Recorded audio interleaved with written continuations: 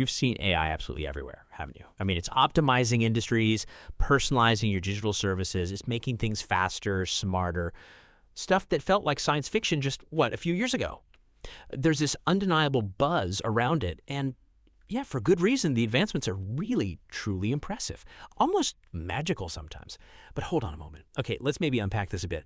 Because behind all those impressive advancements, there are some pretty significant risks. Risks that don't always get the attention they deserve, Today on the Deep Dive, we're going to pull back the curtain on what you might call the shadow side of artificial intelligence. Our mission is clear.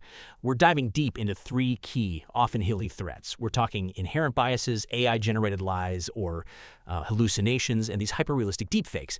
And look, these aren't just minor technical glitches, not at all. They're profound challenges with really deep implications for social equity, for what we even see as truth, and ultimately for our security, individual and collective. No. That's right. And what's fascinating here is, an informed understanding of these vulnerabilities, backed by solid scientific and academic evidence, it's absolutely imperative right now.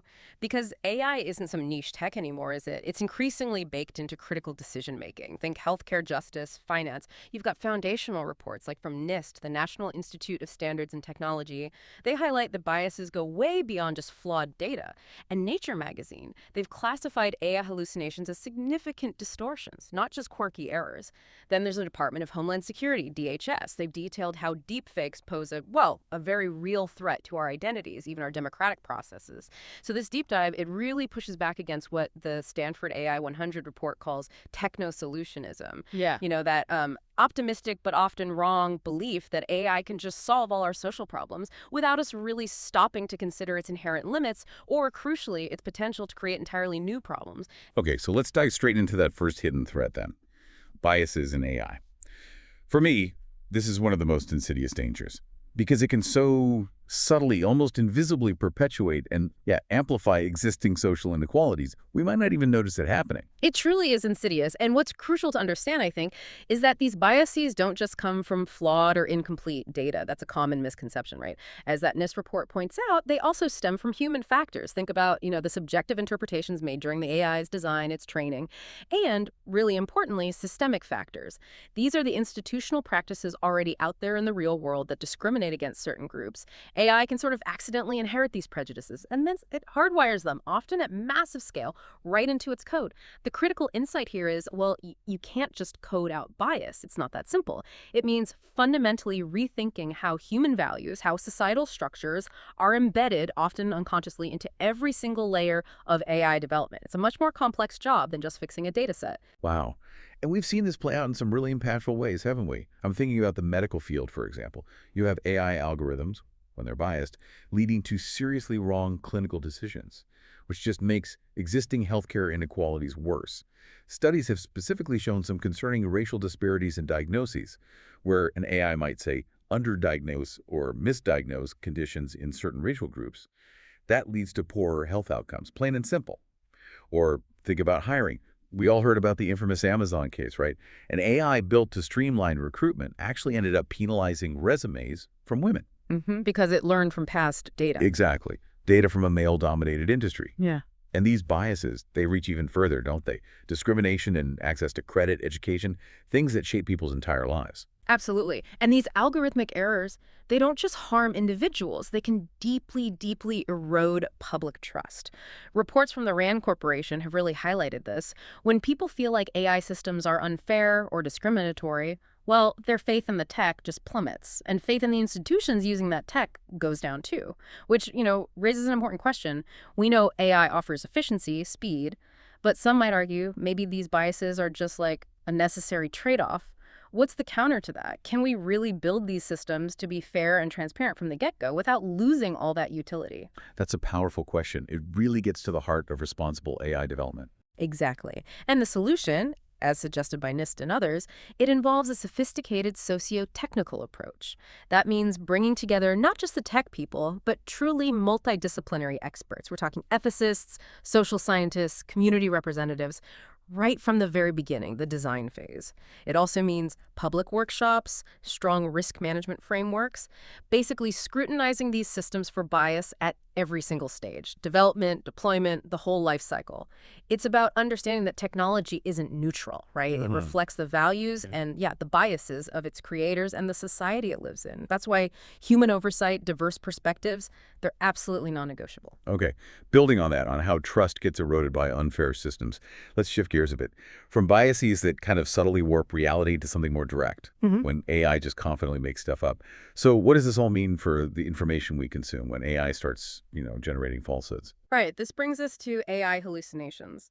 This happens when AI models generate false information that sounds completely convincing, and it's regardless of any intent to deceive. It's not like it's trying to lie.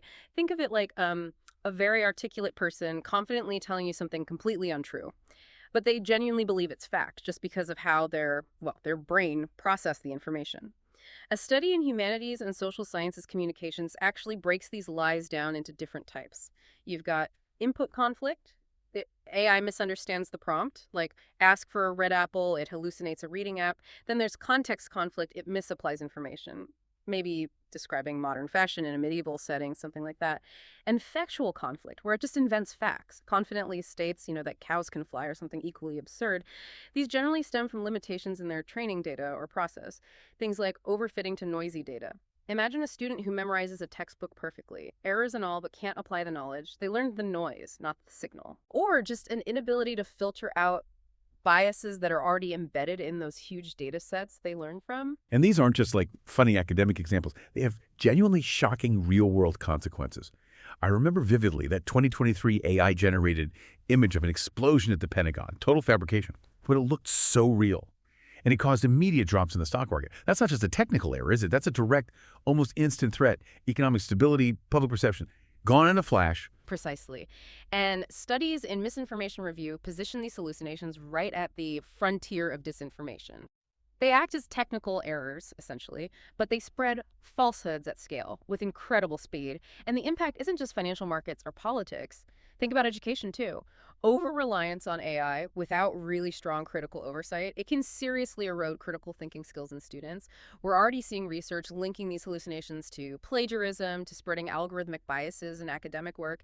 It just makes it harder and harder to know what's reliable information. Now, mitigation efforts, they mainly involve human verification, basically having a person check the AI's output, which is slow, expensive, and of course, rigorous model refinement, trying to train them better. But it's a tricky balance. If you try to completely eliminate hallucinations, you might actually hurt the model's performance, its creativity. So yeah, it's an ongoing, really complex challenge. Make them more truthful without making them less capable. That balance is so critical. Okay, so moving from deceptive text and made-up facts to something that attacks our very perception of reality. These hyper-realistic, manipulated visuals. Let's talk about deepfakes. This really feels like, the ultimate challenge to what we see and hear. It certainly feels that way sometimes. Deepfakes are generated using incredibly sophisticated algorithms, generative adversarial networks, or GANs. You can think of it like two AIs in a constant battle. One, the generator, keeps creating more and more realistic fakes. The other, the discriminator, gets better and better at spotting them. And this constant competition, it pushes the quality of the fakes to just astonishing levels, making it nearly impossible for the human eye or even ear sometimes to detect the manipulation. But what's truly disturbing, and this is highlighted starkly in a DHS report, is their primary use. A staggering 90 to 95% of deepfakes are non-consensual pornography. 90 to 95%. Horrifying. It is. These awful manipulations disproportionately target women. They cause lasting psychological trauma, severe reputational damage. The case of Noelle Martin is just one poignant, deeply troubling example. Her image was maliciously put onto explicit content, and it shows how this tech can just utterly devastate someone's life, affecting their job prospects, their mental health for years. Just awful. And the threats, they spread far beyond that deeply personal harm, right?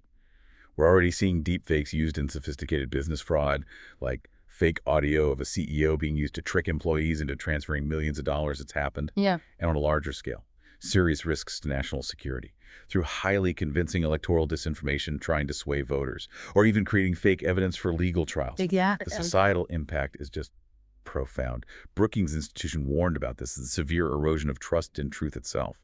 Yeah. Because deepfakes exploit our natural instinct, to believe what we see and hear. It makes us question everything. Right. And given these severe, multifaceted threats, mitigation strategies are being urgently worked on, though honestly, they face huge challenges. Some places, like California, have specific laws now, targeting deepfakes in politics, non-consensual imagery. But crucially, there's a big push for media literacy education, equipping everyone with skills to critically evaluate digital content. Technologically, we're seeing things like digital signatures developed, ways to authenticate real media, make detection easier. But it's a constant arms race. The tech evolves so quickly. So to kind of synthesize, this deep dive shows that AI, for all its amazing potential, presents these three really pressing dangers. We have biases subtly amplifying inequality, we have hallucinations spreading disinformation, undermining truth, and deepfakes distorting our reality, causing devastating harm. But, and this is critical, these risks don't cancel out AI's benefits, not at all. Rather, they demand a truly responsible, proactive approach to how we develop and deploy it. The scientific evidence, it consistently points to needing multidisciplinary approaches, promoting transparency, accountability, equity at every single stage. If we connect this to the bigger picture, the goal isn't to stop innovation, it can't be. It's to consciously balance that innovation with rigorous precaution, making sure society can leverage AI's strength, without succumbing to its potentially very deep shadows. Yeah, and the challenges ahead are still significant, incredibly complex. We're grappling with inconsistent global regulation, makes it hard to fight threats that cross borders. The sheer speed of technology evolution itself, often outpacing our detection methods. It's an exhausting race to keep up. There's a critical, urgent need for widespread public education to foster that robust critical skepticism in all of us so we learn to question what we see, what we hear online, and tackling systemic bias. That demands much greater international collaboration, sharing best practices, creating common ethical standards. Plus, we need big advances in AI forensics to effectively combat deepfakes, to trace and verify digital content reliably. Ultimately, that overarching ethical challenge remains, actively avoiding techno-solutionism, and instead making sure AI genuinely serves the common good, fosters a more equitable, informed future, without making existing inequalities worse or creating new ways to deceive us. Which, I think, raises an important question for you, our listener, to maybe ponder. As AI becomes more and more woven into the fabric of our lives, dictating more decisions, shaping more of what we perceive as reality, what personal responsibility do we each have to cultivate critical thinking, to rigorously question what we see and hear, and ultimately to ensure this powerful technology helps build a more equitable, more truthful future, rather than just a more efficient one that might also be deeply deceptive? A question absolutely worth pondering long after this deep dive ends. Thank you so much for joining us on this critical exploration of the hidden dangers of AI. We'll see you next time on The Deep Dive.